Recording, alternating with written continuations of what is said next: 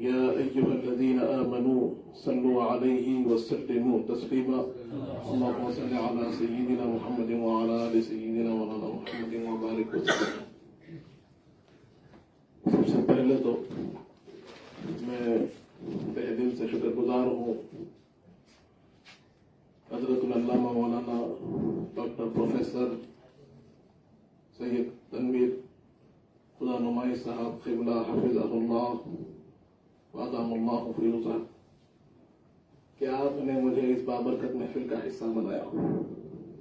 دوسری چیز کہ یہاں اکابر علماء بھی تشریف فرما ہے اور محترم مشائخ بھی تشریف فرما ہے. ان کے سامنے مجھے موقع ملا ہے. میں بڑا اپنے آپ کو خوش نصیب سمجھتا ہوں. اور جو جیسے ہم نے سنا کہ یہ جو موضوع ہے آج ہر ایک کی زبان پر ہے, ہر ایک کا دل اس سے بڑا غمزدہ بھی ہوا ہے, مفکر بھی ہوا ہے, اور خودکشی اس کا جو معاملہ ہے یہ آج لوگوں کے لیے ایک نیا حل بن کر سامنے آیا. اس کے بارے میں میں کوشش کروں گا کہ کچھ باتیں آپ کے سامنے عرض کروں, کیونکہ عنوان بہت وسیع ہے. اس کے اندر دو الگ الگ جہتوں کا بیان کہ خودکشی کی ذاتی حیثیت کیا ہے, شریعت میں اس کا کیا مقام ہے, قرآن و حدیث کی روشنی میں اس کی کیا مضمومیت ہے, اور دوسری چیز پھر اہل طریقت کا اس کے اندر کیا کردار و رول ہو کہ لوگوں کی اصلاح اس زاویے سے کیسے کی جائے. اس بارے میں کچھ باتیں میں عرض کر رہا ہوں. کہ سب سے پہلی بات تو قرآن مجید میں اللہ تبارک و تعالیٰ نے ارشاد فرمایا وَلَا تَقْتُلُوا أَنفُسَكُمْ إِنَّ اللَّهَ كَانَ بِكُمْ رَحِيمًا.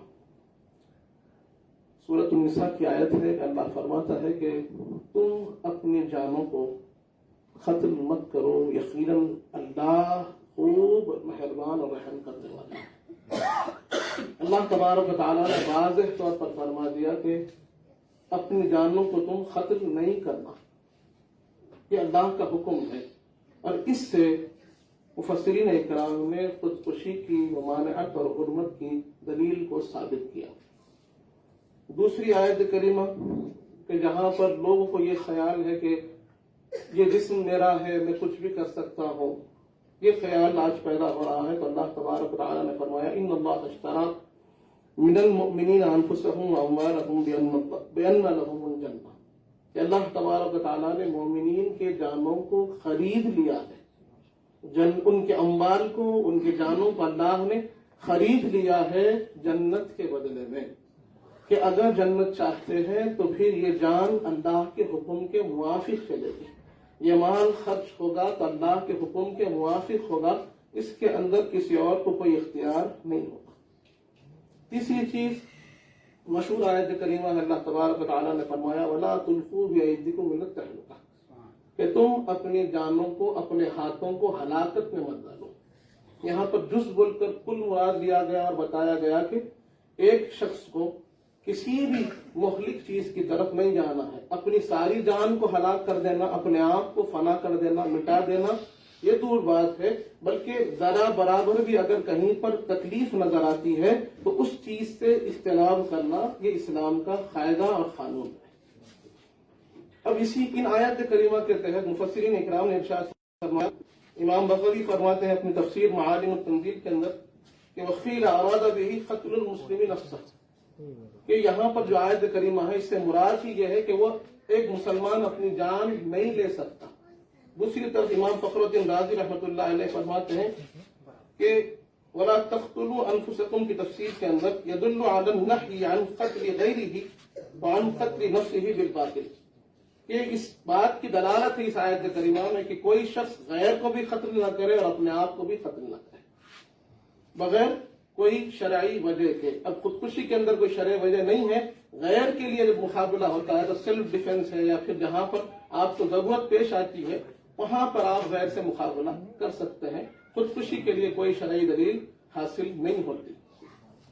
تیسری چیز بتائی گئی ہے, اب یہاں کیونکہ یہاں پھر یہ بات ذہن میں آئی, عرض کر دو, لوگ کہتے ہیں خودکشی کے لیے شرعی دلیل یہ ہو کہ جب اگر کہیں پر یہ اکراہ کی کیفیت آ جائے، جبر کی کیفیت آ جائے، تو یہاں پر کیونکہ اکثر احناف ہے، احناف کا یہی مسلک ہے کہ اگر آپ کو جبر و اکراہ کی کیفیت دیا جائے تو وہاں پر آپ زبان سے اقرار کر لیجئے، دل اپنا ایمان پر مطمئن کیجئے اور جان کی حفاظت فرمائیے۔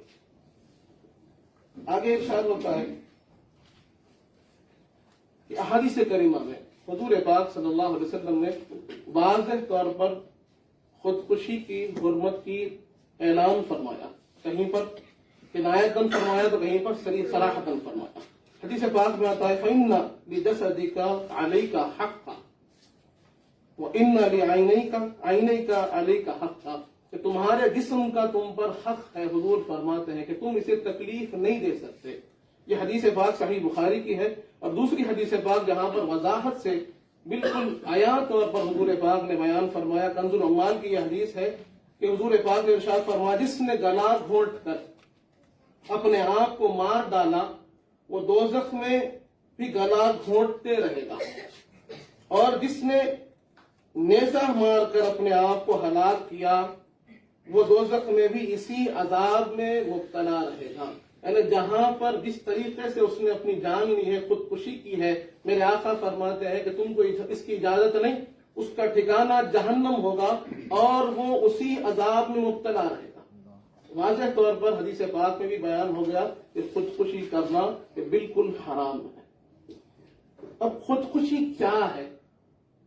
لوگوں کے ذہنوں میں تو یہ ہوتا ہے کہ خودکشی کا مطلب ہے کہ کوئی اپنی جان خود ہلاک کر لے، اپنے آپ کو خود مار لے۔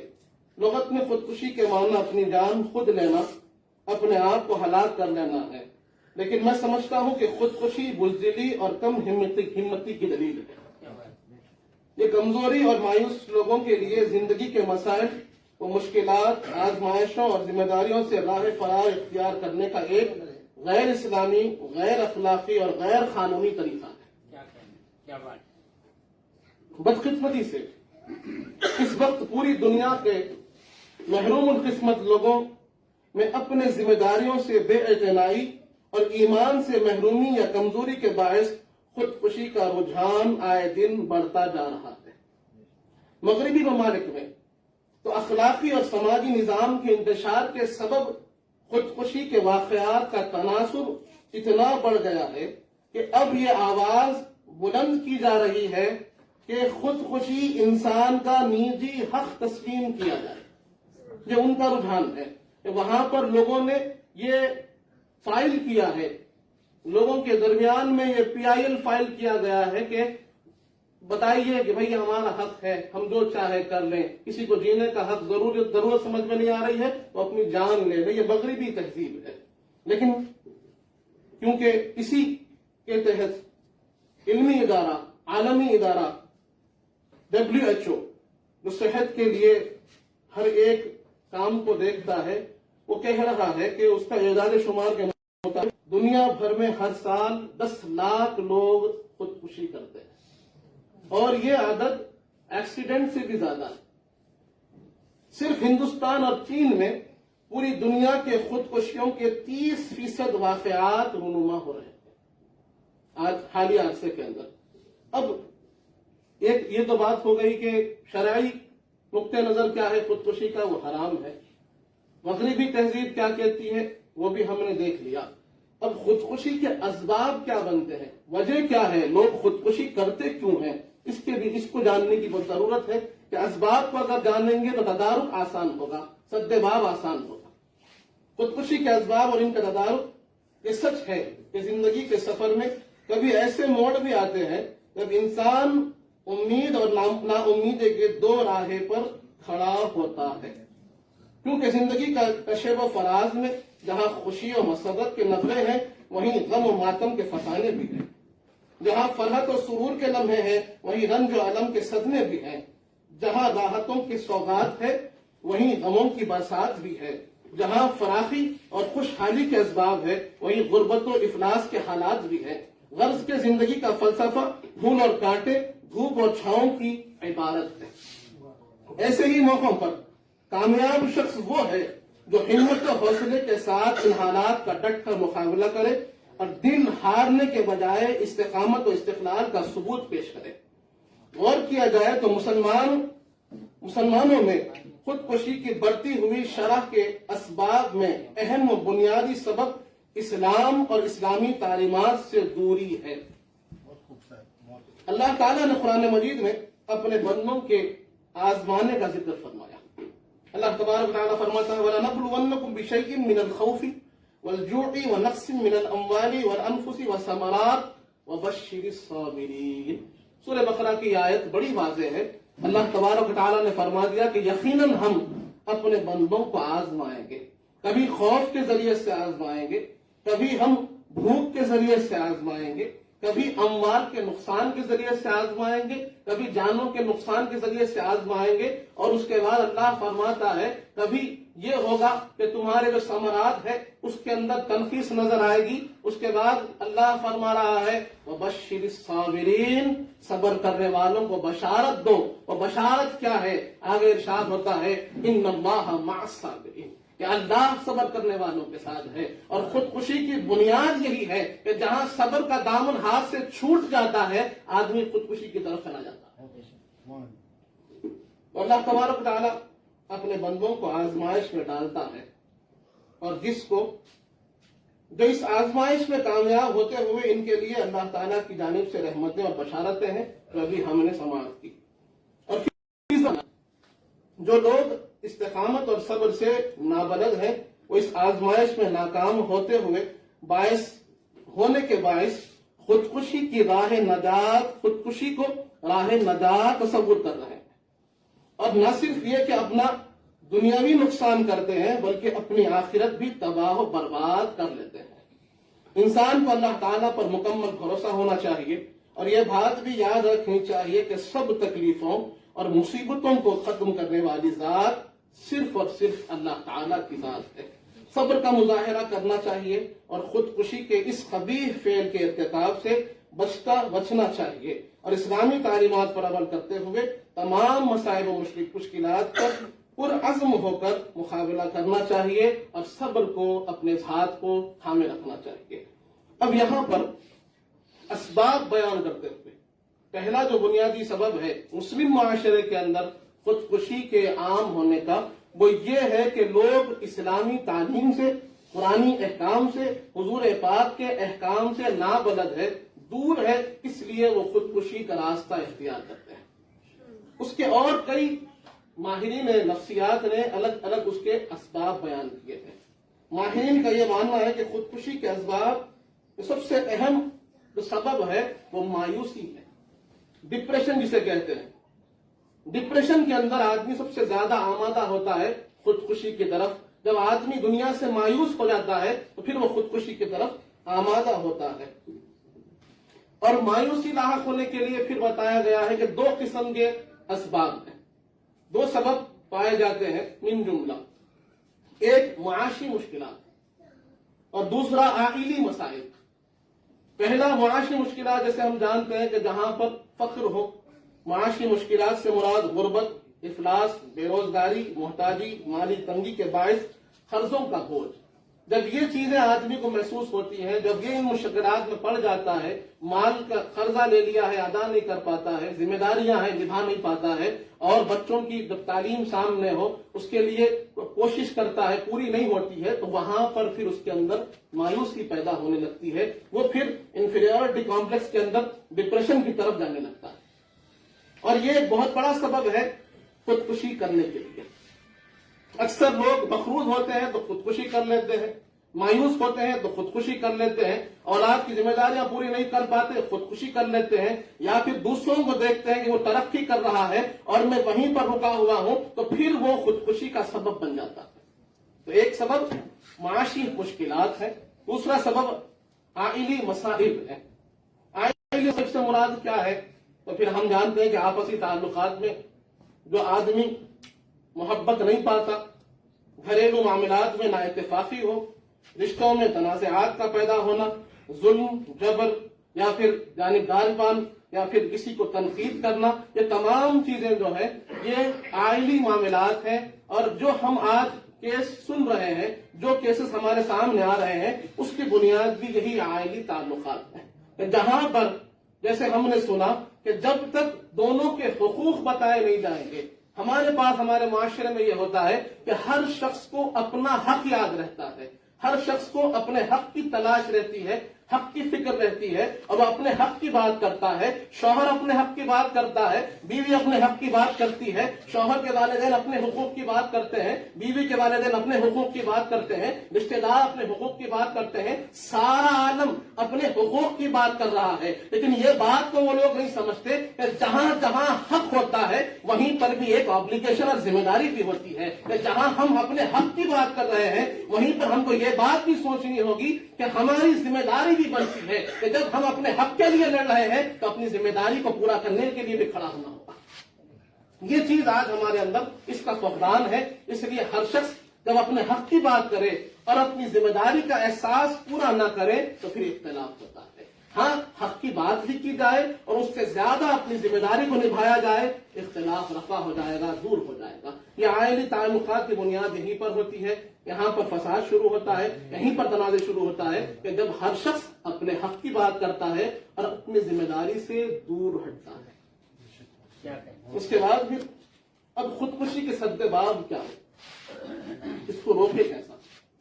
ہم نے مسائل کو سمجھ لیے، اس کی وجوہات بھی سمجھ لیے، اب اس کی تدارک کیسے ہو تو یہ بتایا گیا ہے کہ اس عمل کی طرف مائل ہونے والے پہلے کچھ اشارات کو سمجھنے کی ضرورت ہے کہ بھائی کون آدمی خودکشی کی طرف جا رہا ہے، کیسے پہچانے۔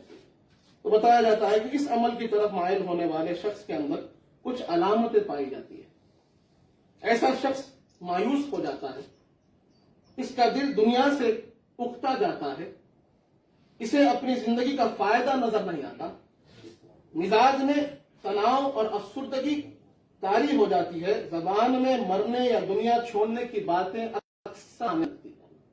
جب یہ کیفیت پیدا ہو تو پھر اس شخص کا دل مضطرب اور بے چین ہے، یہ سمجھنے کی ضرورت ہے، اور یہاں پر اس حدیث پاک کو امپلیمنٹ کرنے کی ضرورت ہے جو ہم نے بچپن سے سنی ہے۔ میرے آقا فرماتے ہیں لا یؤمن احدکم حتی یحب لأخیہ ما یحب لنفسہ۔ صحیح بخاری کی یہ حدیث ہے، یہاں پر حضور پاک نے واضح طور پر فرما دیا کہ کسی شخص کا ایمان کی زندگی میں کیا چل رہا ہے۔ اس کا ایک ہی واحد علاج ہے۔ علاج کیا ہے؟ اضطراب کا علاج اطمینان ہے، بے چینی کا علاج سکون ہے، اور یہ کہاں حاصل ہوتا ہے؟